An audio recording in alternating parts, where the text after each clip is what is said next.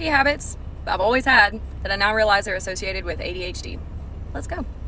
Listening to the same song on repeat for days, weeks, months at a time until I know every single word, every ad-lib, every little beat, all of it.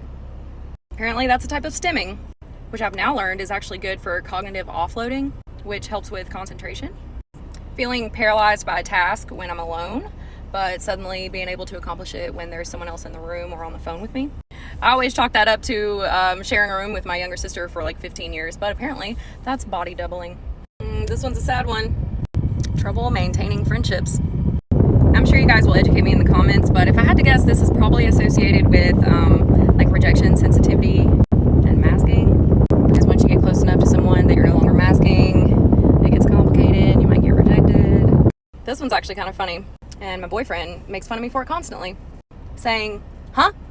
And then immediately responding. That's likely associated with some auditory processing issues.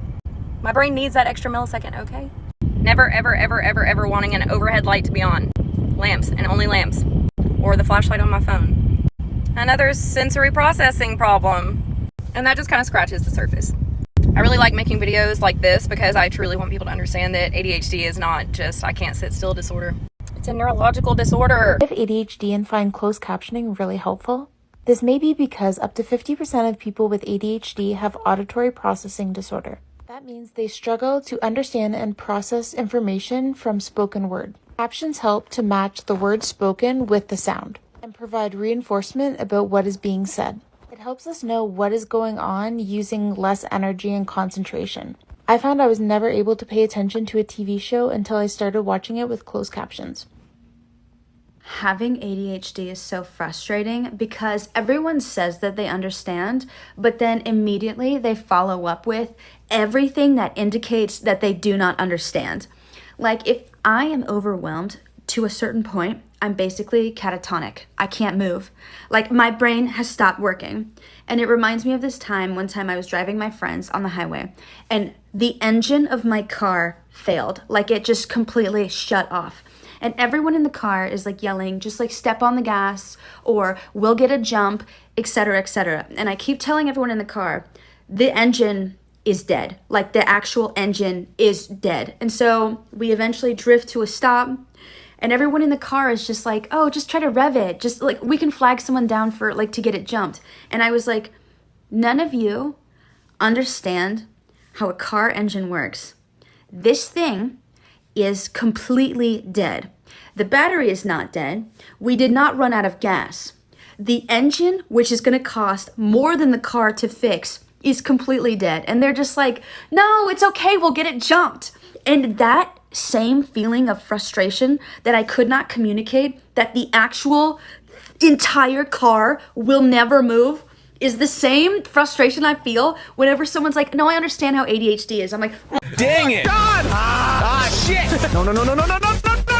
Bitch! Shit! No! Damn it! Fucking God! Fuck! Stupid! God damn it! Come on, man! Fuck! Oh, fucking God! Fuck! No! What? God! No! Fucking God! Whatever! Oh. No! Fuck! No! Fuck! Stupid! No! Did I take my pills? Did I remember to take my pills? Did I forget to take my pills? No, I definitely took my pills. I don't think you did. Sometimes my ADHD can make it really hard to do things like brushing my teeth at night. I never brush my teeth at night, so then I don't end up brushing my teeth, even though all day I tell myself to do it. So then don't brush your teeth at night. Do it when you think of it, like during the day. But you're supposed to brush your teeth at night. Right, that'd be ideal, but with your brain and how it works, that's not working for you. So what do I do? Let's work with your brain. So if it's 4 p.m. and you're in the bathroom and you think to brush your teeth, brush those teeth. It's better you do it then than not. Well, I guess that makes sense. Things said to me as a kid with undiagnosed ADHD into inspirational quotes.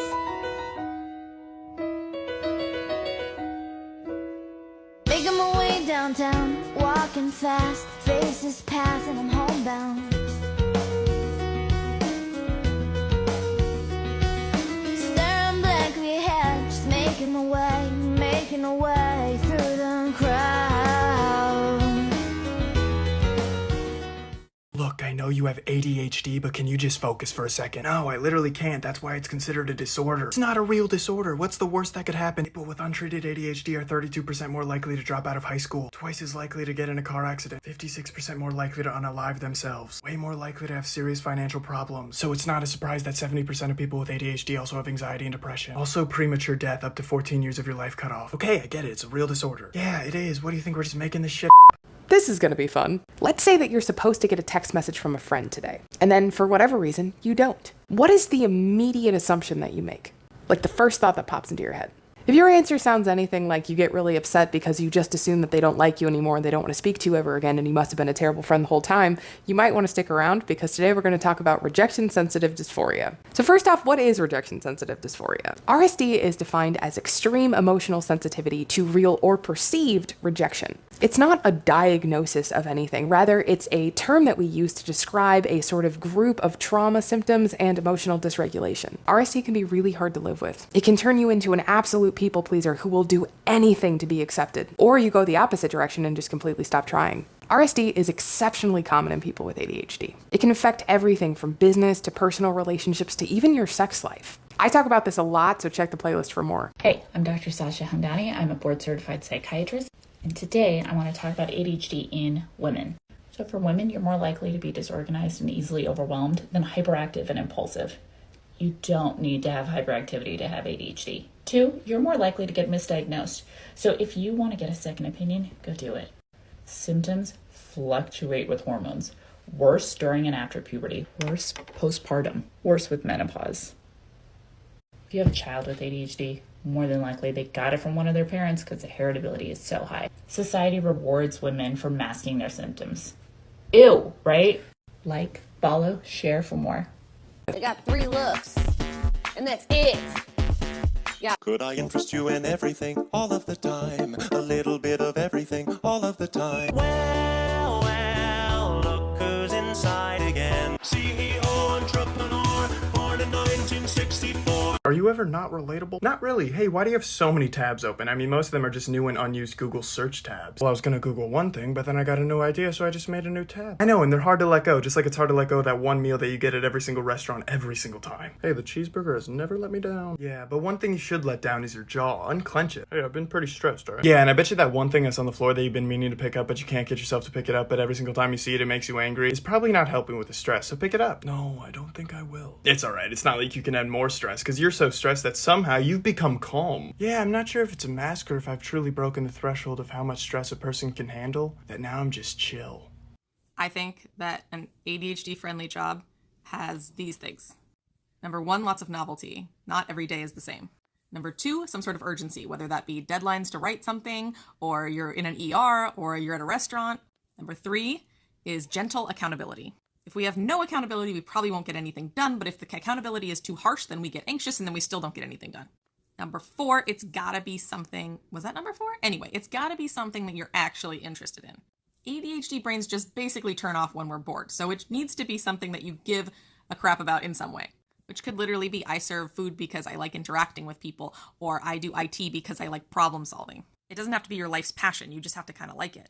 Number 5, you have to have health insurance because we need supports. Like even Starbucks gives you health insurance. Any other ideas? Put them in the comments below. Hey you! Yeah you! You look pretty good today, not gonna lie. Like, wow. Go strut your stuff. You got this. I believe in you. You can accomplish anything.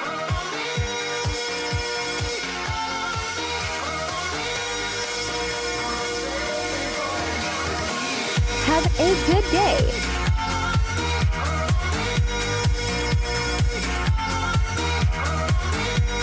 Keep vibing. ADHD people, interesting thing about succulents is that they don't need that much water. However, you're not a succulent, so you need more water.